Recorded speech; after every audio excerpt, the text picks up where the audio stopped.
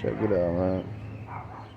Pretty much for any small block, if you got any knocking noise, you suspect lifter, whatever, piston, whatever you suspect, rock inside the combustion chamber, pebbles, whatever it may be. This might be the easiest fix.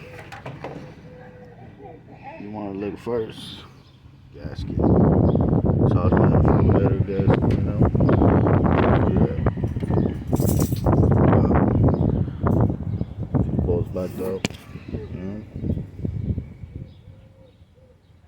And then the blue out right there.